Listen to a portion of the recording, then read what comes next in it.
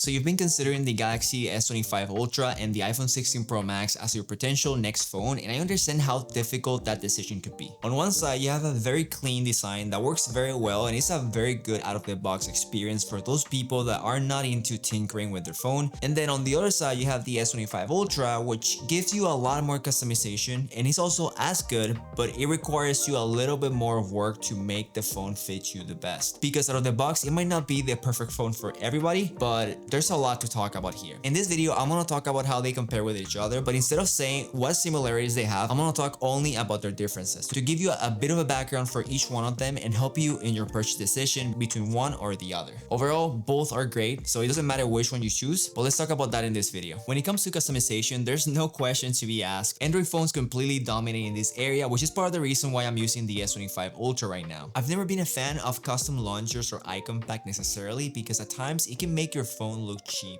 which is not always the case. Right now I'm using one icon pack that I found that looks really well. It's all about taste. That's the beautiful thing about Android, that you can do pretty much whatever you want, make your phone work the best for you. But when I talk about customization, I don't necessarily mean that side. I mostly talk about all the changes you can make on your phone to transform how the phone behaves while you use it. In this case, while using Good Luck, for example. I found this really cool feature that it might be simple for some of you Android veterans out there, but have you ever had a notification on an app and sometimes it feels like you want only some of them to be shown and not all of those notifications are truly valuable for you? Well, if you go to your settings and then move to the notification tab, then go to advanced settings, and at the bottom here you can see an option that says manage notification categories for each app. Toggle that on and then go to any app of your choice, for example Threads. Hold on to the app and press the eye icon. Go to the notification tabs next to the notification categories. Once you're there, you can choose any notification you want to see from this app and which ones you don't want to see anymore. Let's say you don't want to see when someone likes your posts. Well, you can just turn that portion off and control precisely what notifications you want to see in your phone. For stuff like this is why I'm so sold on Android. It gives you so many options for these specific things that you cannot find in iOS, unfortunately, because iOS is also really nice, but when you experience something like this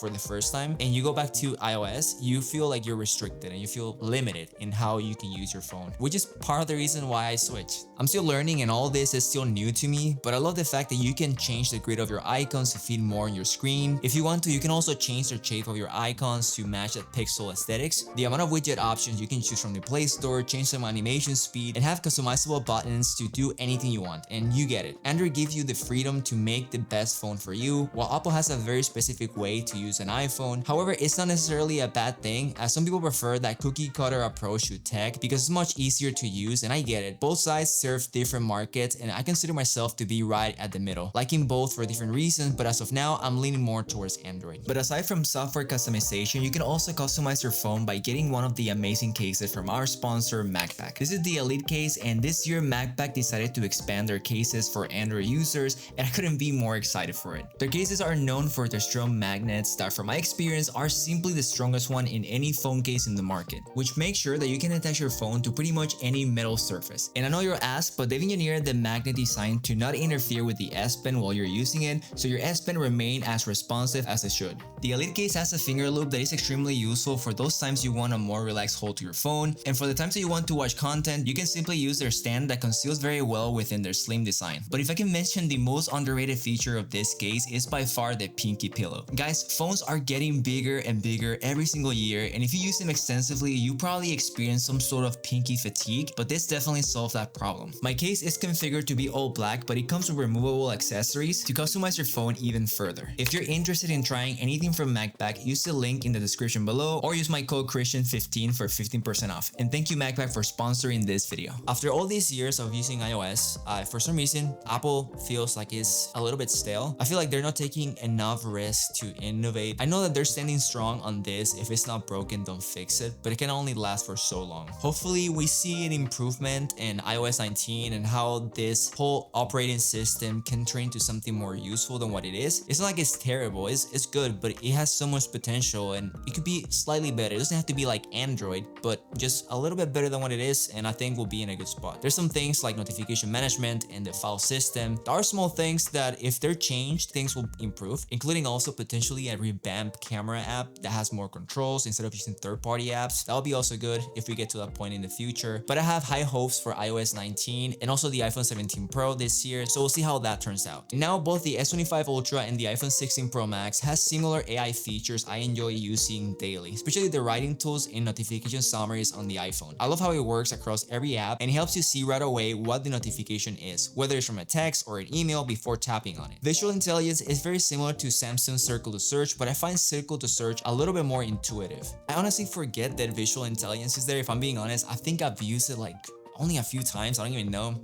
It's not like it's bad, it works decent, but it's triggered by the camera control, which in my brain sometimes I feel like it's just for photos and I keep forgetting. However, if you think about it, both of them have pretty much the same features with different names, and all of them work at this point pretty good in that area. The only thing that really differentiates one to the other is their AI assistant, which is Siri versus Gemini. And honestly, is that really a competition? I think it's pretty obvious who's the winner here, right? Siri right now isn't really that good. I know Apple has big plans for it in the future, but as of now, it's not it. Right now, I'm pretty much using Gemini Advanced exclusively, and wow, if you guys haven't tried it, it feels like you're talking to a person. Everything for how it replies back to you and how you can manage like almost like real life conversations, and it remembers the context to a degree. For example, when I go to the gym, sometimes I am bored of my workout or I want to try something new or something for even for cooking, and I can talk to Gemini and ask for a new workout or something that matches my gym goals, for example. Or another way that I use this when I go to dates with my fiance, sometimes I look around for restaurants in the area and maybe some of them that I haven't tried before, so I can ask Gemini to match them to certain foods that I want to try or certain food that she wants to eat. You can also tell Gemini how far you're willing to travel, how much money you want to spend, and it compiles all that information into really good recommendations that honestly have worked very well for me. So if you haven't tried it, just give it a try, you're gonna love it. When it comes to software, One UI and iOS are both great, and I will say that in this specific area, it's all about preference. iOS 18 has the iconic Apple look and feel. It's fair to say that when I talk about reliability, iOS always comes to mind. It's very simple to navigate, and even if you try to find a shortcut in the settings to access anything, before you get to its destination, it has an animation in the background to show you how to get there, which is pretty good, especially for new users that want to know how to get there manually for whatever reason. I personally wish I could turn that off, but I can see how it can be useful for some people. We also have more flexibility to move our apps around and add some tweaks to them, but I personally like to keep everything in dark mode. Okay, the control center is also really nice now that you can customize your interface to have only the controls you want to use the most in the order that works best for you. Also, some third-party apps have launched their own controls you can add to either your interface or your lock screen, which is pretty useful. For me, I like to use the Black Magic Cam in one of them to film Apple Log, which is super convenient and have a lot more controls than the native camera. On the other hand, we have One UI 7, and it feels great as well, just different. We have a similar control center to the one in iOS, but in my opinion, it's a bit cleaner looking. We can deny that there's some inspiration in iOS, but it's good to see how they took that idea and made it different enough to fit that One UI look. Now we can pull down from the right to access the control center, and if you pull down from the center, you can have direct access to your notifications just like an iPhone. But I mean, it's a great thing, honestly. I don't mind that they copy that.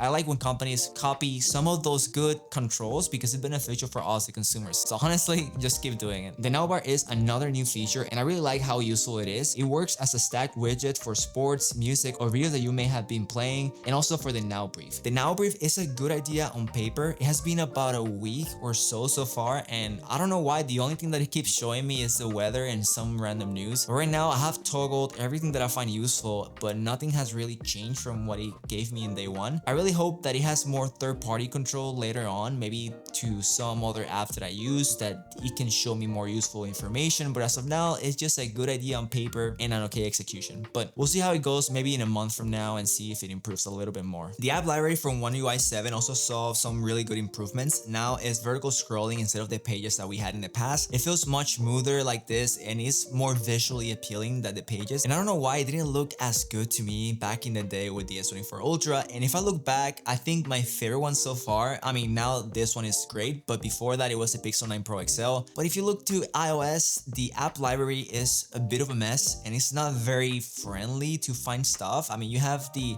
letters on your right that you can scroll to find anything specific, but it doesn't look really nice. And then you have the blogs, which each group for productivity, games, etc. And then to find them is a problem because you don't really remember the full name sometimes. I don't know, that happens to me. Maybe it doesn't happen to you, but I think it's a bit messy and it could improve a little bit more in iOS 19. When it comes to the ecosystem, it's very interesting because everyone, including myself, before trying Android, have the idea that the Apple ecosystem is the only one with smooth connectivity between devices and cross-device workflows, but it's not true. This is so simple, but as an Apple user, I was so impressed to see the S25 Ultra show the same behavior to its ecosystem as what Apple does. During the pre-order of the S25 Ultra, I also bought the Galaxy Buds 3 Pro, and just like the AirPods, as soon as you open the case, an animation shows up asking you to connect your device, and just like that, you're in. Another cool example was when I was unboxing my S24 Ultra, and as I was opening it, it detected my Samsung TV and it asked me if I wanted to add it to my smart things, and just like that, it connected and I was able to control pretty much my TV and navigate it and do everything directly from my phone. So it's a very Apple-like experience that I personally didn't know it was a thing with Samsung devices, and I'm honestly really impressed and happy that